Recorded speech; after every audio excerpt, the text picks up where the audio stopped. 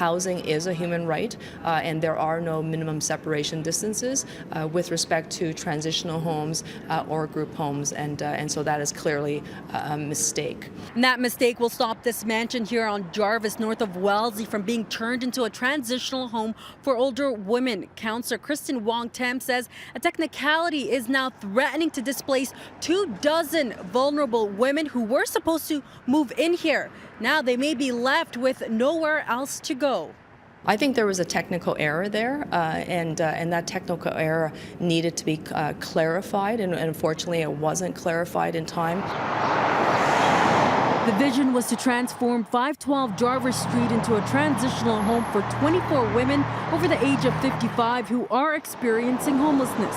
That dream is now on hold after a city committee denied the application to renovate the heritage building.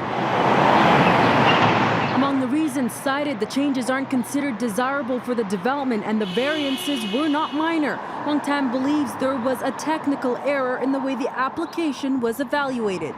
The fact that city planning allowed this application to go through the Committee of Adjustment says that they agreed that the application was minor in nature, and that's why it was permitted to go through. I think the committee members felt that it was better going through a rezoning application. But that different process would likely take longer and cost more for the applicant.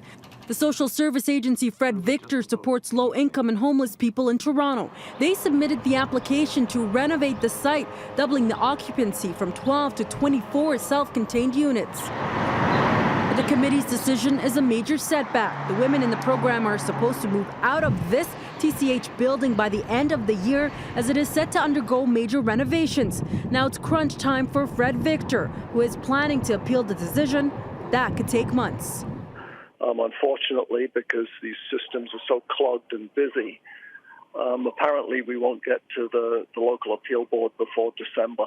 You know, to see that fall apart would, I think, really be disappointing on a number of levels. The project was also met with opposition by some residents, but with the housing crisis in the city, Wong-Tam is calling for a more unified planning process when applications like these are reviewed. City planning has to be clearer the next time round because I think it has big impact. I don't think that we should allow technicalities get in the way of housing expansion, especially housing expansion for affordable options. Fred Victor wants to avoid placing the women in shelters, so in the meantime they're also working on a contingency plan to find temporary housing for them. On Jarvis, north of Wellesley, I'm Faiza Amin for City News.